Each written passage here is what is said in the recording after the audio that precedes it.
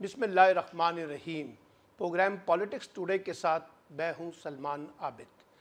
पाकिस्तानी सियासत के अंदर जो इस वक्त एक सियासी कशमकश चल रही है, उसकी कई रिफ्लेक्शंस हमें देखने को मिल रही हैं। अभी हाल ही में इसहाक डार जो वज़ीर ख़ारजा हैं, उनको डिप्टी प्राइम मिनिस्टर के तौर पर नॉमिनेट किया गया है। ये इनकी तकरीरी काफ़ी हैरानकुन है। यानी वो वज़ीर ख़ारजा के मनसब पे बैठे हुए थे और वहाँ से उनको डिप्टी वज़ीर आज़म बनाने का फ़ैसला शहबाज शरीफ का अपना फ़ैसला है या ये नवाज़ शरीफ का फ़ैसला है? क्या ये इस हुकूमत का फ़ैसला है या इस्टेब्लिशमेंट और हुकूमत का मुश्तरका फ़ैसला है? इसी तरीके से एक दूसरी तकरीरी भी हुई है। साबिक वज़ीर दाखिला राना सनाउल्लाह जो 2024 के इंतखाबात में शिकस्त खा गए थे, उन्होंने वाज़े तौर पर ऐलान किया था वो हुकूमत का हिस्सा नहीं बनेंगे और किसी किस्म का ओहदा नहीं लेंगे। लेकिन अब उन्हें वज़ीर आज़म शहबाज शरीफ का सियासी मुशीर बराए सियासी अमूर मुकर्रर किया गया है। ये दोनों तकरीरियाँ जो हैं मुस्लिम लीग नून के अंदर काफ़ी ज़ेर बहस हैं और ये जो मेरी इतलात हैं उसके मुताबिक इसहाक डार की तकरीरी पर इस्टेब्लिशमेंट खुश नहीं है।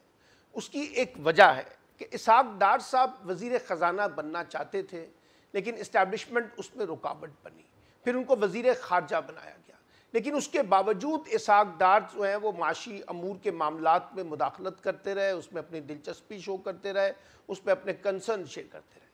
और उसके बाद जो है हमने ये देखा कि जो इसहाक डार साहब हैं वो पॉलिटिकली आइसोलेटेड भी हुए, क्योंकि वजारत ख़ारजा उनका मनसब नहीं था। लेकिन अब उनको जब डिप्टी वज़ीर आज़म बनाया गया है तो यकीनी तौर पर ये नवाज़ शरीफ साहब का एक सियासी कार्ड है और उन्होंने तीन तरह के खेल खेले हैं। एक ये कि ये बताया है कि असल पावर फैसले की आज भी नवाज़ शरीफ है। दूसरा, शहबाज शरीफ को पैगाम दिया गया है कि तुम तनहा कोई फ़ैसला नहीं कर सकते, इसहाक डार तुम्हारे साथ होंगे। और तीसरा, इस्टेब्लिशमेंट को पैगाम दिया गया है कि आप नवाज़ शरीफ को नज़रअंदाज करके अगर आगे बढ़ने की कोशिश करेंगे तो बात आगे नहीं चलेगी। इसी तरीके से राना सनाउल्लाह की तकरीरी भी एक एक सियासी इसका मोटिव है, और वो ये है कि जो इस वक्त के वज़ीर दाखिला हैं मोहसिन नकवी साहब, वो हुकूमत के अंदर बेशुमार मामलात में पेनिट्रेट कर रहे हैं, बल्कि बाज़ जगह पर वो वज़ीर आज़म से बड़े हो गए हैं और इस वजह से राना सनाउल्लाह वफाक में बैठ कर उनको भी टारगेट करेंगे। और ये दोनों तकरीरियाँ वाज़े पैगाम है नवाज़ शरीफ साहब का कि वो खामोशी से नहीं बैठेंगे। और बात फिर यहाँ पे ख़त्म नहीं हुई। उन्होंने मुस्लिम लीग नून के इजलास के अंदर से एक करारदाद पास करवाई और ये कहा गया कि नवाज़ शरीफ साहब को आने वाले दिनों में पार्टी का सरबरा यानी पार्टी के सदर के तौर पर दोबारा लाया जाएगा और जो अपना ख्वाजा साद रफ़ी के उन्हें जनरल सेक्रेटरी बनाया जाएगा। यानी अब ये कहा जा रहा है कि तंजीमी ओहदे और हुकूमती ओहदे अलग-अलग होंगे। इसका मतलब ये है कि वो पार्टी के अंदर पेनिट्रेट करने की कोशिश कर रहे हैं। उन्होंने शहबाज शरीफ को भी आइसोलेट कर दिया है और पंजाब में मरियम नवाज़ ने उनके बेटे हमजा शहबाज को भी आइसोलेट कर दिया है और जो शहबाज शरीफ के बड़े करीबी साथी समझे जाते थे उनको भी इस वक्त साइडलाइन किया गया है और ज़्यादातर जो चेहरे सामने नुमाया हो रहे हैं वो नवाज़ शरीफ के चेहरे, अब नवाज़ शरीफ या उनके साथियों के चेहरे। अब मसला ये है कि अगर इस्टेब्लिशमेंट इस तकरीरी से खुश नहीं तो क्या नवाज़ शरीफ बराह रास्त इस्टेब्लिशमेंट से टकराव लेना चाहते हैं या वो इस्टेब्लिशमेंट के मुकाबले में ख़ुद को एक बड़ी क़ुव्वत के तौर पर पेश करना चाहते हैं, या ये कि उन्होंने पॉलिटिकल मूड देख लिया है कि इस वक्त इस्टेब्लिशमेंट दबाव में है तो इस दबाव के अंदर एक शानदार तरीके से अगर हम पेनिट्रेट करें, दबाव बढ़ाएं इस्टेब्लिशमेंट के ऊपर, तो इस्टेब्लिशमेंट भी हमारी बातों को नज़रअंदाज नहीं कर सकेगी। क्योंकि ये जो परसेप्शन बिल्ड हो रहा था कि PMLN ने अपने आप को विड्रॉल कर दिया है एज पार्टी और सारा का सारा झुकाव इस्टेब्लिशमेंट के ऊपर लगा दिया और इस्टेब्लिशमेंट को भी इस बात का अंदाज़ा हो रहा है कि जनाब ये जो पार्टी जिसने हमें बड़ा सपोर्ट करना था PMLN, ये हमें सपोर्ट करने की बजाय इसके अंदर नवाज़ शरीफ कुछ अलग कार्ड खेलने की कोशिश कर रहे हैं और नवाज़ शरीफ कैंप जो है वो शहबाज शरीफ कैंप के ऊपर ज़्यादा बालादस्त नज़र आता है। शहबाज शरीफ जो है वो एक सुलह जो सियासतदान है, इस्टेब्लिशमेंट की ताकत को तस्लीम करते हैं और इस्टेब्लिशमेंट के साथ मिलकर काम करने की ख्वाहिश रखते हैं और इसी ख्वाहिश की बुनियाद के ऊपर ही उनको इक़्तिदार भी दिया गया नवाज़ शरीफ के मुकाबले में। اب ان کے لیے مشکل یہ ہو رہی ہے کہ وہ کس طریقے سے اپنے بھائی کا راستہ روکیں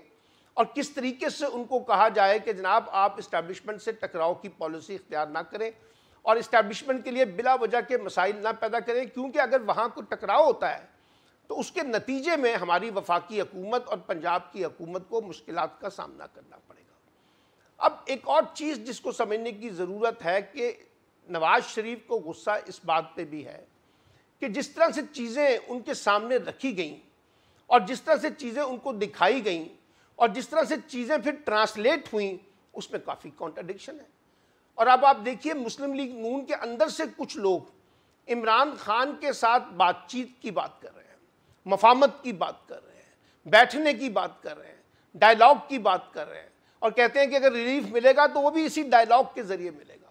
تو کچھ لوگ جو ہے وہ نواز شریف صاحب کو اور عمران خان کے درمیان جو گیپ ہے اس کو ختم کرنا چاہتے ہیں۔ تو یہ جو گیپ ختم کرنا چاہتے ہیں، اس کا بھی پیچھے یہ نہیں کہ کوئی بڑی جمہوریت کا مسئلہ ہے، کوئی قانون کی حکمرانی کا مسئلہ ہے، کوئی آئینی جد و جہد کا مسئلہ ہے۔ نواز شریف کو پتہ ہے کہ وہ اس کارڈ کی مدد سے اسٹیبلشمنٹ پہ مزید دباؤ بڑھا سکتے ہیں کہ جناب میرے پاس تو یہ آپشن ہے، میں عمران خان کے پاس بھی جا سکتا ہوں۔ اور یہ جو اس وقت پالیٹکس ہو رہی ہے اس میں سب سے زیادہ اس وقت مسلم لیگ نون کے جو اندر کی جو کشمکش ہے وہ ریفلیکٹ ہو رہی ہے، کیونکہ مسلم لیگ نون کے اندر بہت سے لوگوں نے اسحاق ڈار کی تقرری کو پسند نہیں کیا۔ آپ کو یاد ہوگا کہ جب پہلی پی ڈی ایم کی حکومت تھی 16 ماہ کی، اس میں مفتاح اسماعیل کو فارغ کیا گیا اور اسحاق ڈار کو بطور کنجی کے طور پر لایا گیا اور کہا گیا یہ نجات دہندہ ثابت ہوں گے۔ اب اورنگزیب صاحب جو وزیر خزانہ ہیں وہ بھی حکومت کی چوائس نہیں ہے، وہ کسی اور کی چوائس ہے، لیکن ان کو بھی ناکام بنانے کے لیے اسحاق ڈار صاحب جو ہے وہ اپنا کارڈ کھیلنا چاہتے ہیں، اپنی گیم کھیلنا چاہتے ہیں۔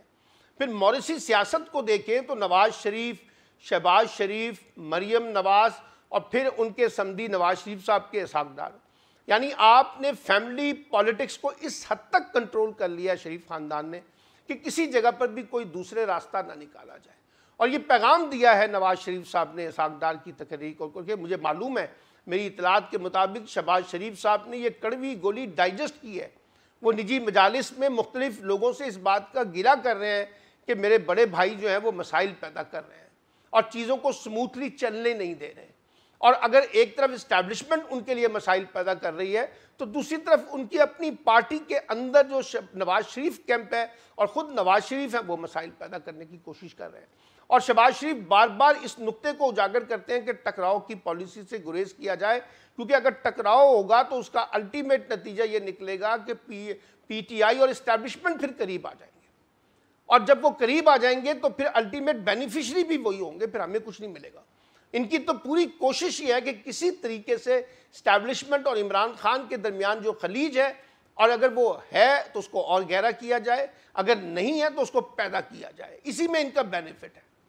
تو اب یہ جو ایک لڑائی جس کو ہم بار بار کہتے تھے نواز شریف کیمپ اور شہباز شریف کیمپ، تو بہت سے لوگ اس کے اوپر مختلف انداز سے باتیں کرتے تھے۔ اب سوال یہ ہے کہ یہ مختلف اسٹریٹجی تو نظر آ رہی ہیں،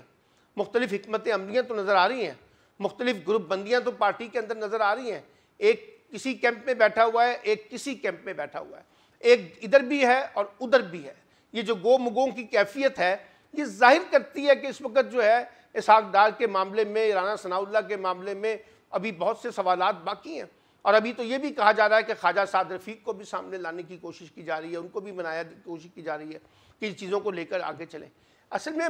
نواز شریف صاحب کو اس بات کا اندازہ ہو گیا ہے کہ معاملات ان کے ہاتھ سے کافی حد تک نکل چکے ہیں، پرفارمنس نہ ہونے کے برابر ہے اور نہ ہوگی اس صورتحال میں جہاں اس وقت ہم کھڑے ہیں۔ تو یہ جو بوجھ اس وقت آ رہا ہے سارا کا سارا، حکومت کا، حکمرانی کا، گورننس کا، معیشت کا، سیکیورٹی کا، یہ اسٹیبلشمنٹ تو اپنے اوپر نہیں لے گی، یہ تو سارا کا سارا بوجھ پی ایم ایل این پہ ڈالا جائے گا، اور جب پی ایم ایل این پہ ڈالا جائے گا تو الٹیمیٹلی نواز شریف کے اوپر بھی آئے گا۔